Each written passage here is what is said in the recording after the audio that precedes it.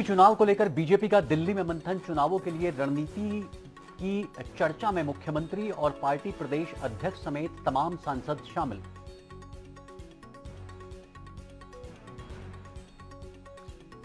बाराबंकी में भीषण सड़क हादसा, 18 की मौत, 24 घायल। प्रधानमंत्री मोदी और मुख्यमंत्री योगी ने जताया शोक। मृतकों के परिजनों के लिए 2-2 लाख रुपए की आर्थिक मदद का ऐलान। बीएसपी का मिशन 2022 अभियान शुरू। पार्टी ने कानपुर के बिठूर विधानसभा सीट से पार्टी प्रत्याशी की घोषणा। कानपुर में मुख्यमंत्री योगी ने 75 आंगनबाड़ी केंद्रों के लिए किट बांटे। कहा, आंगनबाड़ी सामाजिक व्यवस्था की नींव, कोरोना से निपटने में अहम योगदान।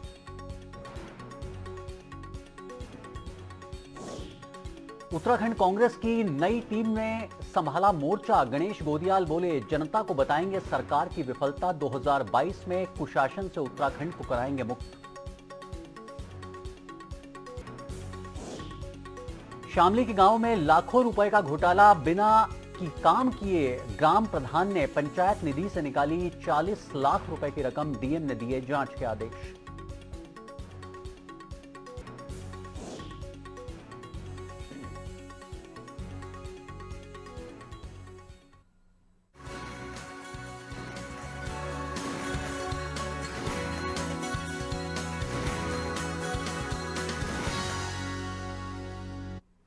सहारा प्रणाम, सहारा समय में आपका स्वागत है। मैं हूं अनुज शर्मा। बुलेटिन की शुरुआत करेंगे आज की ताजा तरीन खबरों के साथ। उत्तर प्रदेश के 2022 के चुनावों के लिए बीजेपी हर स्तर से रणनीति तैयार कर रही है। मुख्यमंत्री योगी आदित्यनाथ की लोकप्रियता की खबरों के बीच पार्टी दिल्ली में मंथन कर रही है और इस बैठक में क्या कुछ चल रहा है, इससे क्या कुछ निकलकर सामने आने वाला है, आज की बड़ी बहस में इसी पर होगी चर्चा। तो आइए शुरू करते हैं बड़ी बहस।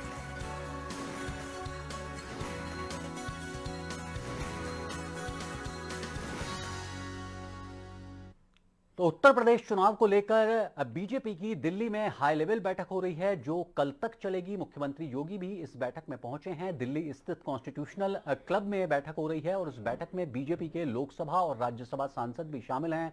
गुरुवार को काशी, अवध और गोरखपुर क्षेत्र के सांसदों की बैठक तय की गई है। चुनाव पर चर्चा के साथ साथ बीजेपी नेता डिनर में भी शामिल होंगे। बीजेपी के यूपी अध्यक्ष स्वतंत्र देव सिंह, संगठन मंत्री सुनील बंसल भी बैठक में मौजूद हैं। पार्टी के उपाध्यक्ष और यूपी प्रभारी राधा मोहन सिंह भी इस बैठक में शिरकत कर रहे हैं। यह पहला मौका है जब सांसदों के साथ साथ विधानसभा की तैयारियों पर चर्चा होगी। संसद के मानसून सत्र के चलते ही दिल्ली में इस बैठक का आयोजन किया गया है। पहले दिन पश्चिम, कानपुर और ब्रज क्षेत्र को लेकर यह बैठक हो रही है। बैठक की अध्यक्षता खुद जेपी नड्डा कर रहे हैं।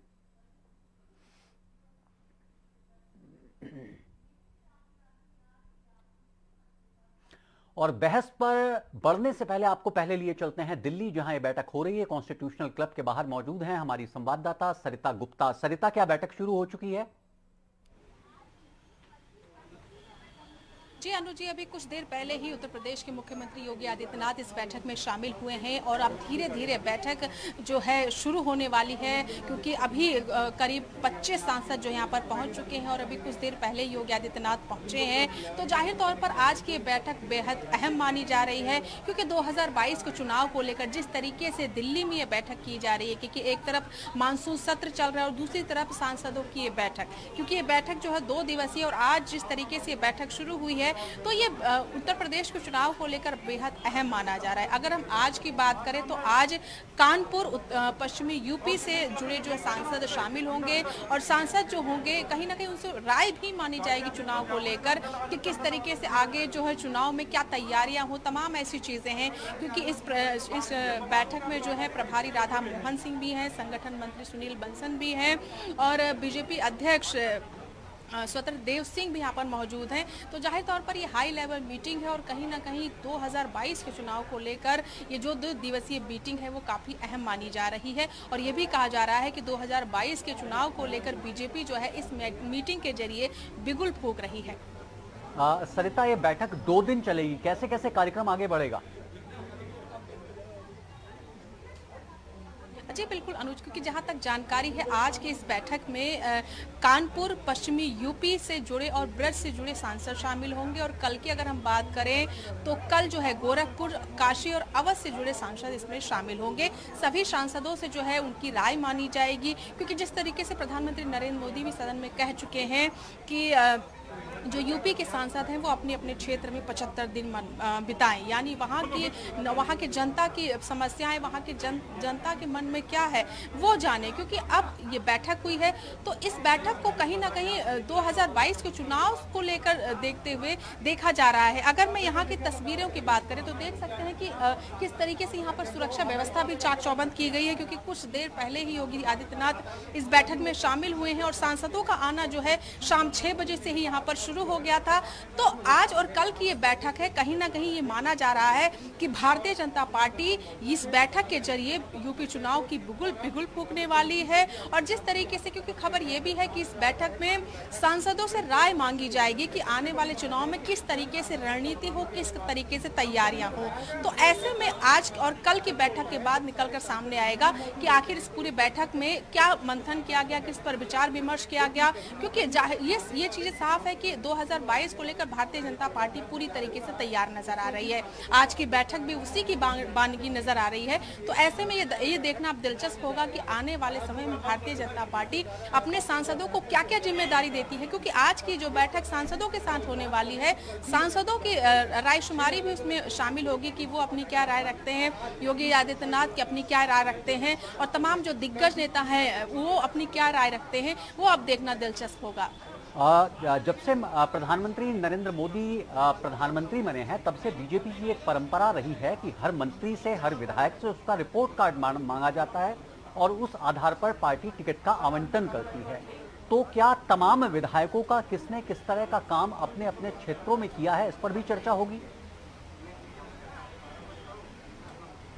जी बिल्कुल, क्योंकि सांसद इसमें शामिल हुए हैं और 2 दिवसीय बैठक है और सांसद जो अपने रिपोर्ट कार्ड पेश करेंगे, इसके साथ साथ योगी आदित्यनाथ भी अपने कामकाज का ब्यौरा जो है पेश करेंगे। क्योंकि यूपी की अगर हम बात करें तो यूपी में अब चुनाव जो है नजदीक आ रहे हैं, ऐसे में जो कल्याणकारी योजनाएं हैं उसको भी गति दे दी गई है। तो बीजेपी इसके लिए पूरी तरीके से तैयार है। और अब जिस तरीके से कामों का, सांसदों से उनके कामों का ब्यौरा मांगा जाएगा, क्योंकि आगे जब टिकट बंटवारे होंगे या फिर किस तरीके से चुनावी रणनीति बनाई जाए, कहां पर कितना काम करना है, किस जिले में कितना काम करना है, उस पर कैसी नजर बनाई जाए, तमाम ऐसी चीजें हैं। और जनता से कैसे डायरेक्ट जुड़ा जाए उसको लेकर भी तमाम ऐसे चर्चाएं होंगी। क्योंकि कोरोना पीरियड में जिस तरीके से यूपी सरकार पर कई सवाल उठाए थे विपक्ष में, उसको किस तरीके से ठीक किया जाए, तमाम ऐसे मसले होंगे, तमाम ऐसे मुद्दे होंगे जिसको लेकर इस बैठक में चर्चा होगी। जी, आप बनी रहिए हमारे साथ। तो आपको बता दें कि इस वक्त इस चर्चा में शामिल होने के लिए हमारे साथ राजधानी लखनऊ से जुड़ चुके हैं राजनीतिक विश्लेषक दिलीप यशवर्धन जी और संवाददाता शिल्पी सेन। दिलीप जी, सबसे पहले आपका बहुत बहुत सहारा समय पर स्वागत है। शिल्पी, आपके पास आना चाहूंगा। ये मैराथन बैठक जो आज से शुरू हुई है और कल शाम तक ये चलेगी, इस दौरान किन किन मुद्दों पर चर्चा संभव है, कौन कौन से निर्णय लिए जा सकते हैं मिशन 2022 के लिए? देखिए अनुज जी, सबसे पहले तो ये समझ लीजिए कि बीजेपी के लिए बैठक कोई नई बात नहीं। बीजेपी के बारे में ये कहा जाता है कि एक चुनाव खत्म होता है तो बीजेपी दूसरे चुनाव की तैयारी शुरू कर देती है, यानी हमेशा चुनाव के मोड में ही रहती है। दूसरी बात यह है कि एक बड़ा चेंज पिछले कुछ दिनों में आपने देखा होगा कि पहले राष्ट्रीय स्वयंसेवक संघ जब कोई एजेंडा पार्टी को देता था, यानी बीजेपी को, तो उसकी चर्चा बहुत ज्यादा नहीं होती थी। आपने ऐसे दृश्य देखे होंगे कि जो पार्टी अध्यक्ष हैं वो जाकर के साल में एक बार मिलते थे या कभी मिलते थे, तो ऐसा लगता था कि वो रिपोर्ट कार्ड देने गए हैं। लेकिन अब ये ट्रेंड चेंज हुआ है। अब संघ क्या कार्य योजना बना रहा है, क्या ड्राफ्ट बना रहा है, कौन सा एजेंडा बीजेपी को सौंप रहा है, इसकी भले ही वो खुले तौर पर चर्चा न करे, लेकिन इतना तय हो जाता है कि चुनाव के लिए आरएसएस ने जमीन बनानी शुरू कर दी है। पिछले दिन वो लखनऊ में बैठक हुई थी, इसलिए मैं ये कह रही हूं। और सांसदों की ये बैठक है तो बहुत अहम ये बात है कि मिशन 2022 विधानसभा का चुनाव है, लेकिन ये बैठक सांसदों की है मूल रूप से। और सांसदों के साथ बैठक में जो प्रमुख मुद्दे हैं वो कई पॉइंट्स हैं, उनको इन पॉइंट्स पर तैयारी करके आने के लिए कहा गया है, जो हमारे सूत्र बता रहे हैं, और वो तैयारी करके पहुंचे भी हैं। जैसे उनके अपने क्षेत्र में विधानसभा वार कितना काम हुआ है। दूसरी दूसरी बात कि उन सांसदों की अपनी उपलब्धि क्या है और उपलब्धता यानी अवेलेबिलिटी क्या है कार्यकर्ताओं के लिए और लोगों के लिए। तीसरी बात, जो विधायक हैं उनके क्षेत्र में, यानी जिस सांसद से बात होगी उनके अपने क्षेत्र में उन विधायकों के साथ उन सांसदों के कैसे संबंध है और विधायकों के बारे में और विधानसभा क्षेत्र के बारे में उनकी क्या राय है। और इसके अलावा जो नौकरशाही है, जिस तरह से काम हुआ है योजनाओं पर, केंद्रीय योजनाएं हो या राज्य सरकार के फैसले हो, उनके बारे में क्या राय है। ये कुछ पॉइंट्स सांसदों को आज से एक सप्ताह पहले दिए गए थे और इस बैठक में वो उसकी तैयारी करके पहुंचेंगे। आज 3 क्षेत्रों की बैठक है, जैसा आप भी जानते हैं कि संगठन के लिहाज से 6 क्षेत्र हैं संगठन में, तो उसके 3 क्षेत्रों की बैठक और कल 3 क्षेत्रों की बैठक होगी। तो आप यकीन मानिए कि पूरे एक संसदीय क्षेत्र का, जिसमें कई विधानसभा आते हैं, उसका पूरा मंथन होगा। न तो अनुज जी सांसदों के कहने पर टिकट मिल रहे हैं, नहीं टिकट बढ़ रहे हैं, नहीं चेहरे तय हो रहे हैं, लेकिन यह जरूर तय होगा कि किस विधायक का या किस विधानसभा क्षेत्र का परफॉर्मेंस क्या है। इसके लिए यह अहम है। दूसरी बात जो सबसे महत्वपूर्ण है कि अब चुनाव है, यानी बीजेपी के सांसद जो हैं वो क्या तैयारी कर सकते हैं, किस तरह से राज्य सरकार और केंद्र सरकार के फैसलों को लोगों के बीच ले जा सकते हैं। इसके लिए एक फीडबैक और इसके लिए एजेंडा इसके बाद उनको सौंपा जाएगा। तो फिलहाल ये तैयारी करके आने के लिए उनसे कहा गया है और विस्तार से इस पर चर्चा होगी। अनुज जी, दिलीप जी आपके पास आना चाहूंगा। दिलीप जी, जाहिर तौर पर मुख्यमंत्री योगी आदित्यनाथ की छवि बहुत लोकप्रिय छवि है। उसका कारण है उनका काम बोलता है उत्तर प्रदेश के अंदर, इसमें कोई शक नहीं। चाहे उसमें कोविड प्रबंधन की बात करें, चाहे उसमें रोजगार की बात करें, चाहे गरीबों को मदद की बात करें, महिला सुरक्षा की बात करें, लेकिन कुछ चुनौतियां भी हैं बीजेपी के लिए। माना आपने राम मंदिर, जिस वक्त फैसला आया वहां पर राम मंदिर अब बनना शुरू हो गया, एक बहुत अच्छा मैसेज गया। धारा 370 खत्म हो गई, एक बहुत अच्छा मैसेज गया। लेकिन जो बेसिक मुद्दे हैं, यानी कि जो स्थानीय मुद्दे हैं, वो हमेशा चुनाव से गायब रहते हैं। लेकिन चुनौती अब क्या है? चुनौती बेरोजगारी बड़ी है, ये सच है।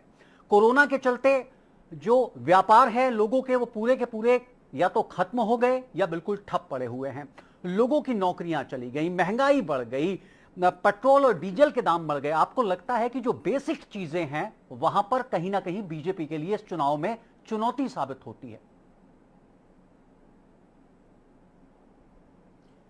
अनुज जी, बिल्कुल ठीक कहा आपने। देखिए, आप पिछला कई रिजीम उठा करके देख लीजिए, कुछ ऐसे मुद्दे हैं जो हर पार्टी के सामने यथावत रखे रहते हैं। वो पार्टी कुर्सी पर बैठती है लेकिन वो मुद्दे यथावत रहते हैं और अगली पार्टी को ट्रांसफर हो जाते हैं। जो पार्टी सत्ता में बैठती है उसके अपने एजेंडे होते हैं। भारतीय जनता पार्टी के लिए सबसे अच्छी बात होती है कि वो सतत प्रयास में रहती है और लगातार चुनाव लड़ती है। जैसे कि भी मैडम ने भी कहा कि वो चुनाव की तैयारी हमेशा करते रहते हैं और मैं भारतीय जनता पार्टी को कछुए की संज्ञा से नवाजता हूं, क्योंकि वो लगातार चलते रहने की प्रवृत्ति वाली पार्टी है और चलती है और मंजिल पर पहुंचती है। लेकिन जो सवाल आपने उठाया, उन सवालों पर मैं आपसे पूर्णतः सहमत हूं कि बहुत सारे स्थानीय मुद्दे होते हैं। धारा 370 का मुद्दा, ये केंद्र का मुद्दा है, राष्ट्रीय लेवल का मुद्दा है। राम मंदिर का बन जाना अगेन एक राष्ट्रीय मुद्दा है। लेकिन जो आदमी की मूलभूत जरूरतें हैं, आपने ठीक कहा कि योगी जी का प्रबंधन हर मामले में बहुत अच्छा है, बहुत सराहनीय है, लेकिन जो बेसिक कमियां हैं वो अभी भी हैं। देखिए, अपराध खत्म हो गया है लेकिन संगठित अपराध खत्म हुआ है। जो छुटपुट अपराध सड़कों पे होता था, लड़कियां पहले भी निकलने में डरा करती थी, आज भी निकलने में डरती हैं। पुलिस पहले भी आम जनता की नहीं सुनती थी, आज भी आम जनता की नहीं सुनती है। व्यापार में स्लो डाउन ऑलरेडी था, लेकिन इन 2 सालों से कोरोना की वजह से जो हॉस्पिटैलिटी इंडस्ट्री है वो बिल्कुल बंद हो गई है। उस इंडस्ट्री के बंद होने का मतलब बहुत सारे लोग बेरोजगार हो गए। अभी पिछले कुछ दिनों पहले जो 4.25 लाख लोगों को भारतीय जनता पार्टी की सरकार की तरफ से रोजगार दिया गया है, अगर आप इसका एक रेशियो निकालेंगे तो जितने लोग बेरोजगार हुए और जितने लोगों को रोजगार मिला, तो बेरोजगारी का लेवल शायद ऊपर ही रहेगा, रोजगार देने वालों से ज्यादा रहेगा। तो जो मूलभूत जरूरतें हैं, इंसान की रोटी कपड़ा और मकान, सुरक्षा, अच्छी हवा, अच्छा पानी, ये सारी चीजें यथावत पहले भी थी, आज भी हैं। और जो इंफ्रास्ट्रक्चरल डेवलपमेंट होता है, यहाँ पर मेरा अनुज जी ये कहना है कि इंफ्रास्ट्रक्चरल डेवलपमेंट आप जरूर करिए, लेकिन मेरा डेवलपमेंट से साधारण सा मतलब होता है कि डेवलपमेंट वो अच्छा होता है जो कॉन्जिक्यूटिव डेवलपमेंट हो। जो डेवलपमेंट को बढ़ावा दे, वो डेवलपमेंट सही मायने में डेवलपमेंट होता है।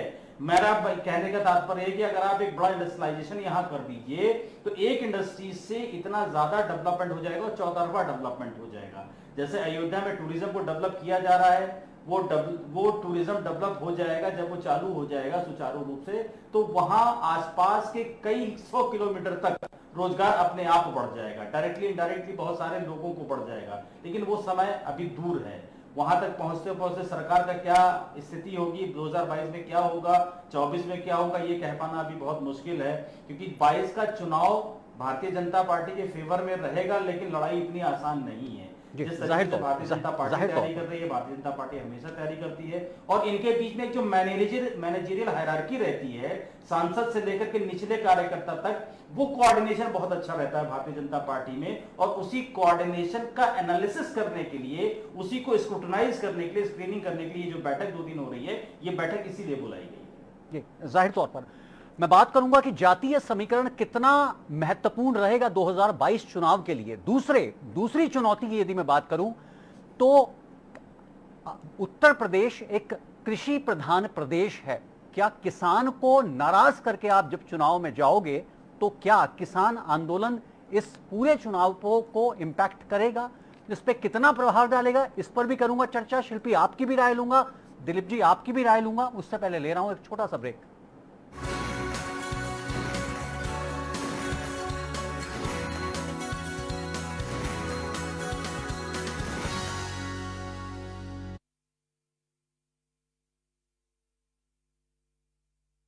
अगर कोरोना महामारी के चलते आपके या आपके किसी जान पहचान के परिवार में कोरोना से मृत्यु हुई है तो आप हिम्मत न हारें। दिल्ली सरकार आपके साथ खड़ी है। कोविड से अपनों को खोने वाले परिवारों के लिए दिल्ली सरकार ने मुख्यमंत्री कोविड-19 परिवार आर्थिक सहायता योजना शुरू की है। इससे आप 2 तरह से सहायता प्राप्त कर सकते हैं। मासिक आर्थिक सहायता, कोविड से जिन्होंने अपने परिवारों में कमाने वालों को खोया है उन्हें हर महीने 2,500 रुपए की आर्थिक सहायता दी जाएगी। एक मुश्त सहायता, कोविड में अगर आपके परिवार में किसी की भी मृत्यु हुई है तो आप 50,000 रुपए की एक मुश्त अनुग्रह सहायता राशि पा सकते हैं। विस्तृत जानकारी और आवेदन के लिए आप e-district.delhigovernment.nic.in पर लॉग इन करें। दिल्ली सरकार है आपके साथ।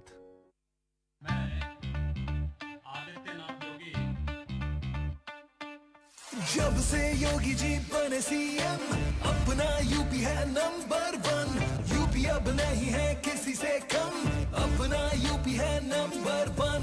बढ़ा रोजगार तो बढ़ी इनकम, निवेश हुआ यूपी में भारी भरकम। यूपी जैसा कहीं भी विकास हुआ ना, यूपी अब नहीं है किसी से कम। आ गया है अब राम राज्य यहाँ, मोदी जी का है मार्गदर्शन। डबल इंजन की सरकार में है दम, देश में लहराया यूपी का परचम। UP number 1। जब से योगी जी बने सीएम, अपना यूपी है नंबर 1। यूपी अब नहीं है किसी से कम, अपना यूपी है नंबर 1। शौचालय, बिजली, गैस कनेक्शन, जरूरतमंद को घर मिला, मिली पेंशन। सरकारी नौकरी, गन्ना भुगतान, स्मार्ट सिटीज में पहला पायदान। मोदी जी का मिलता है मार्गदर्शन, डबल इंजन की सरकार में है दम। Second large economy, double income, जब से योगी जी बने सीएम। UP number 1। जब से योगी जी बने सीएम, अपना यूपी है नंबर 1। यूपी अब नहीं है किसी से कम, अपना यूपी है नंबर 1। अपना यूपी है नंबर 1।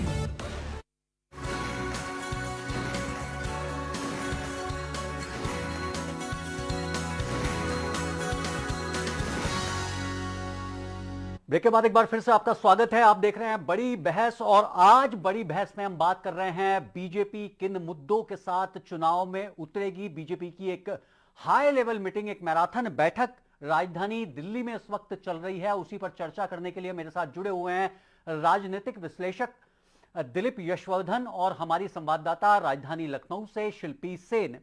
शिल्पी, नरेश टिकैत का 2 दिन पहले एक बयान सामने आया था कि हम लखनऊ को दिल्ली बना देंगे। उत्तर प्रदेश एक कृषि प्रधान प्रदेश है और कई महीनों से किसान सड़कों पर बैठकर आंदोलन कर रहा है।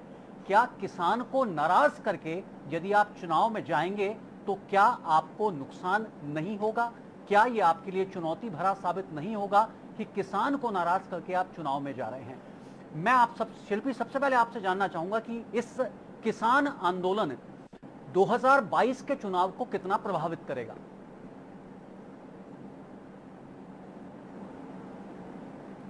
देखिए, बिल्कुल आपने सही कहा कि किसान को नाराज करके कोई चुनाव में पार्टी नहीं जा सकती, और ये एक बड़ी चुनौती बीजेपी के लिए भी है, क्योंकि पिछले दिनों जो राष्ट्रीय स्वयंसेवक संघ के शीर्ष पदाधिकारियों की लखनऊ में बैठक हुई थी, जिसमें मुख्यमंत्री भी शामिल हुए थे, उसमें भी इस बात की चर्चा हुई थी, और इस बात की चर्चा हुई थी कि इससे कैसे बाहर निकला जा सकता है, क्या कुछ किया जा सकता है। बीजेपी के रणनीतिकार इस पर मंथन कर रहे हैं, लेकिन जिस तरह से टिकैत ने कहा है, आपको भी पता है कि उत्तर प्रदेश के लिए एक जरूर एक बड़ी चुनौती सामने है। लेकिन ये जो बैठक हो रही है, इसमें इस मुद्दे पर भी चर्चा होगी सांसदों से। और एक बात जरूर मैं कहना चाहूंगी कि पिछले दिनों एक दूसरे राज्य में चुनाव था, तो मेरे एक बीजेपी के प्रदेश पदाधिकारी से बात हो रही थी। सारे बीजेपी के जो नेता हैं वो उत्तर प्रदेश से उस राज्य में जा रहे थे, तो उस पर एक बहुत इंटरेस्टिंग बात उन्होंने कही। वो उन्होंने ये कहा कि देखिए, जब दूसरे राज्य हम लोग जा रहे हैं, इसका मतलब ये है कि वहां जिनको चुनाव लड़ना है वो चुनाव लड़ेंगे, और हम लोग बैकअप देंगे, यानी संगठन का जो सपोर्ट है वो देंगे। और रणनीति क्या है, ये शीर्ष नेतृत्व तय करेगा। तो किसानों का मुद्दा, जैसा आपने बताया, उसके लिए क्या उसकी काट निकाली जाए, इस पर बीजेपी के मुझे लगता है थिंक टैंक शीर्ष रणनीतिकार इस पर मंथन कर रहे हैं। लेकिन सांसदों से जरूर इस बारे में चर्चा की जाएगी। दूसरी बात ये, चुनाव विधानसभा का है, लेकिन सांसद उसमें क्या भूमिका निभा सकते हैं, इस बात को लेकर जरूर सांसदों को टास्क दिया जाएगा। उस टास्क से पहले ही ये तैयारी करके, उनको जो पॉइंट्स मैंने अभी बताए कि इस पर तैयारी करके आने के लिए कहा गया है, जिससे जब विधानसभा का चुनाव हो तो उस क्षेत्र के सांसद संगठन को बैकअप देने की स्थिति में रहे। ये अपने आप में देखिए, संगठन का जो स्ट्रक्चर है, वैसे तो बीजेपी बूथ मैनेजमेंट को अपना स्ट्रेंथ मानती है, लेकिन जिस तरह से माइक्रो मैनेजमेंट बीजेपी ने किया है, चुनाव प्रबंधन किया है, और हम कह सकते हैं कि IIM लखनऊ ने रिसर्च तक उस पर किया है, वो अपने आप में एक बड़ी बात है। और यही जो प्री प्लानिंग और डिटेल प्लानिंग है, यही आगे काम आएगी। उसी का हिस्सा ये सांसदों के साथ बैठक है, जिसमें इस मुद्दे पर, इस चुनौती पर भी चर्चा होगी, और तमाम अन्य मुद्दों पर भी चर्चा होगी। दिलीप जी, आपसे भी यही सवाल मैं करना चाहूंगा कि किसानों की नाराजगी बीजेपी के लिए चुनावी नजरिए से कितनी बड़ी चुनौती साबित होगी? अरुण जी, मैं किसानों की नाराजगी को बहुत महत्व नहीं देता हूं, क्योंकि किसानों का जो मुद्दा है, सवाल मैंने बार बार उठाया है कि किसानों की नाराजगी वास्तविकता में है क्या। जिस कानून को लेकर के वो नाराज है, उस कानून में कमी क्या है, ये किसान कभी नहीं बता रहे हैं, और पूरा कानून खराब है, ये मैं मानने को तैयार नहीं हूँ। और किसानों का जो ये धरना प्रदर्शन है, पूर्ण राजनीतिक हो चुका है। ये ठीक है कि टिकैत उसको अपने बूते पे चलाए चले जा रहे हैं। उन्होंने उत्तर प्रदेश को भी धमकी दी है कि जिस तरीके से दिल्ली को घेरा है, उत्तर प्रदेश को भी वो घेर देंगे। लेकिन मुझे ऐसा लगता है कि उत्तर प्रदेश में जो 2022 के चुनाव हैं, उसमें इनकी जो धरना है या टिकैत की जो भी स्ट्रेटेजी है, और उसको भुनाने की कोशिश अपोजिशन भी करेगा, लेकिन बहुत ज्यादा प्रभाव ये भारतीय उत्तर प्रदेश के चुनाव पे नहीं डालने वाला है। बहरहाल, एक और सवाल मैं सबसे पहले शिल्पी आप ही के पास आ रहा हूं, उसको लेकर भी। मायावती ने अपना पुराना एक्सपेरिमेंट दोबारा से दोहराया है कि ब्राह्मण सम्मेलन शुरू किया है, ब्राह्मणों को एकजुट करके अपनी पार्टी से जोड़ने की कोशिश की है। पिछले दिनों अयोध्या में ब्राह्मण सम्मेलन का आयोजन किया गया था, और उसके बाद अखिलेश यादव ने भी ब्राह्मण वोट बैंक को रिझाने के लिए प्रबुद्ध सम्मेलन करने का ऐलान किया और शुरू भी कर दिया है। और ब्राह्मण बीजेपी का पारंपरिक वोट बैंक माना जाता है। आपको लगता है कि मायावती और अखिलेश यादव का यह एक्सपेरिमेंट कितना सफल साबित होगा?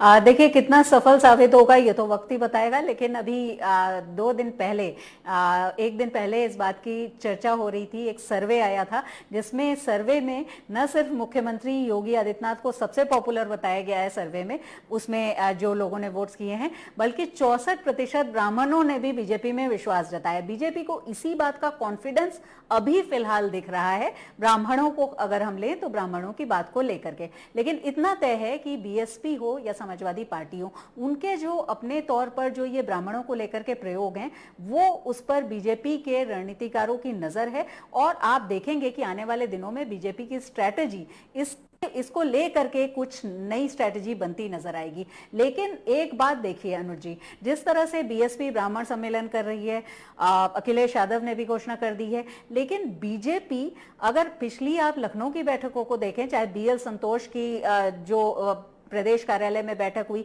पदाधिकारियों के साथ या अलग से मंत्रियों के साथ, या आरएसएस की बैठक जिसमें बीजेपी कोर कमेटी और मुख्यमंत्री भी शामिल थे, या सांसदों के साथ ये बैठक, अभी बीजेपी अपने संगठन को ही साध रही है, जिससे कि अगर अपने किले का कील कांटा दुरुस्त हो जाए ना अनुज जी, तो फिर बाहर की लड़ाई बीजेपी आसानी से लड़ सकती है, ऐसा बीजेपी का मानना है। तो बीजेपी अपने संगठन पर ही काम कर रही है और आप इसका असर देखिए। अखिलेश यादव ने इस बात को लेकर के ट्वीट किया है, तंज किया है, बैठक बीजेपी की है, वो चाहे कहीं करें, लेकिन अखिलेश यादव ने इस बात को लेकर के ट्वीट किया है कि दिल्ली में बैठकर वो सांसदों से उत्तर प्रदेश का हाल जान रहे हैं। तो इसका मतलब बीजेपी के बैठक पर लोगों की कितनी नजर है, विपक्षी जो हैं या सियासी विरोधी बीजेपी के जो हैं उनकी कितनी नजर है और लोगों की कितनी नजर है, ये इस बात को साबित करता है कि कहीं ना कहीं संगठन बीजेपी का जिस तरह से मजबूती से चुनाव में पिछले कुछ चुनाव में काम करता रहा है, उसकी अपने में भूमिका तो रही है और ये बैठक उसी तैयारी का हिस्सा है।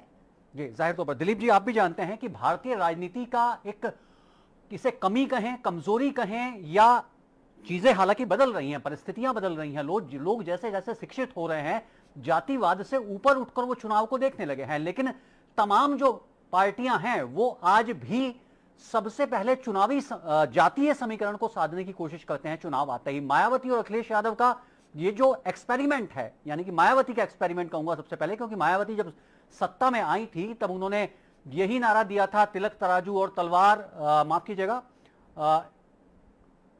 शायद मेरे दिमाग से स्लिप हो रहा है वो क्या नारा था, शिल्पी आपको बेहतर बता पाएंगी, कि तिलक तराजू और तलवार, इनको मारो जूते चार। उसके बाद इसी नारे को बदला गया था, मायावती ने इसी को नारे को बदला था जो मायावती सत्ता में आई थी और ब्राह्मणों को तहरीर दी थी, तमाम ब्राह्मण कैंडिडेट्स उन्होंने चुनावी मैदान में उतारे थे। तो उसके बाद ये नारा दिया था अनुज जी, उसके बाद ये नारा दिया था कि ब्राह्मण शंख बजाएगा, हाथी आगे बढ़ता जाएगा। जी हाँ, जी हाँ, और कुछ कुछ इसी तरह अयोध्या में कहा तिलक गया है तराजू के बाद कि ये ब्राह्मण हाथी नहीं शंख है, बजाएगा और हाथी बढ़ता जाएगा। ये हाथी नहीं है, ये भगवान गणेश है। ब्राह्मण सम्मेलन में कहा है सतीश चंद्र मिश्रा ने कि हाथी नहीं है, भगवान गणेश है। और कहा है, राम मंदिर का मुद्दा उठाया है कि आपकी सरकार यदि केंद्र में थी, आपकी सरकार राज्य में थी, तो भगवान टेंट में क्या कर रहे थे, आप कहीं और इनको विराजमान कर देते। मतलब हिंदू कार्ड भी खेलने की पूरी कोशिश की गई है। दिलीप जी, आपके मुताबिक क्या मायावती का ये एक्सपेरिमेंट किसी हद तक सफल होगा? अनुज जी, मेरा विचार ये कहता है कि ये जो एक्सपेरिमेंट है ये मायावती का नहीं है। इनफैक्ट ये एक्सपेरिमेंट एससी मिश्रा जी का है, और एससी मिश्रा जी ये कार्ड इसलिए मजबूती से खेलना चाह रहे हैं क्योंकि वो खुद एक अच्छे पद पे हैं और आने वाले समय में इस पार्टी के मुखिया वही बनने वाले हैं, और वो इस प्रदेश की मुख्यमंत्री की कुर्सी पर भी अपने आप को भविष्य में देख रहे हैं। इसलिए जो एक्सपेरिमेंट उन्होंने एक बार पहले किया था, ब्राह्मणों को साथ लेकर के एक बड़ा ब्राह्मण सम्मेलन किया था, वही एक्सपेरिमेंट वो फिर दोहराना चाह रहे हैं। लेकिन आप देखिए जिस तरीके से बाजार में कंपटीशन होने से बहुत सारी दुकानें चलने लगती हैं, उसी तरीके से चाहे वो समाजवादी पार्टी का एक्सपेरिमेंट हो, चाहे बहुजन समाज पार्टी का एक्सपेरिमेंट हो, इन सारे एक्सपेरिमेंट्स का फायदा भारतीय जनता पार्टी को होगा। और भारतीय जनता पार्टी भी पीछे नहीं है। अगर आपने देखा हो तो इसी गुरु पूर्णिमा के दिन जो लखनऊ का चर्चित हनुमान सेतु मंदिर है, वहां पर पार्टी अध्यक्ष गए थे, उन्होंने सारे ब्राह्मणों के चरण धोए, थाली में पानी लेकर के सारे ब्राह्मणों के चरण धोए, उनको दक्षिणा दी और उन्होंने कहा कि ये गुरु पूर्णिमा पर मैं अपने ब्राह्मणों से आशीर्वाद लेने आया हूं। तो समाजवादी पार्टी, बहुजन समाज पार्टी एक जनसभा करके लुभाने की कोशिश कर रही है और ये ब्राह्मणों के दिल में उतरने की कोशिश कर रहे हैं। और मुझे नहीं लगता है कि ब्राह्मण इतनी जल्दी छटक के चला जाएगा। कुछ वो लोग जिनकी अपनी व्यक्तिगत महत्वाकांक्षाएं नहीं पूरी हो पा रही हैं भारतीय जनता पार्टी के अंदर, वो लोग इस चीज को भड़काने की कोशिश जरूर कर रहे हैं। और सतीश चंद्र मिश्रा जी इस बात का फायदा उठाने की पूरी कोशिश कर रहे हैं, क्योंकि उनको लगता है कि अगर ब्राह्मण समाज ज्यादा से ज्यादा उनकी पार्टी में आएगा तो आगे चल के उनका व्यक्तिगत जो फायदा है वो ज्यादा होगा। जी, जाहिर तौर पर हमें तो ऐसा लग रहा है कि ब्राह्मणों को रिझाने की मायावती की कोशिश उनके पारंपरिक वोट बैंक, दलित वोट बैंक ना उनके हाथ से छिटक जाए। बहरहाल अब देखना यह होगा कि अब ये मैराथन जो बैठक चल रही है इसमें क्या कुछ निकलकर सामने आता है। लेकिन दिलीप जी की एक बात का मैं चलते चलते समर्थन जरूर करूंगा कि लोकप्रियता, तमाम सर्वे, तमाम जो मुख्य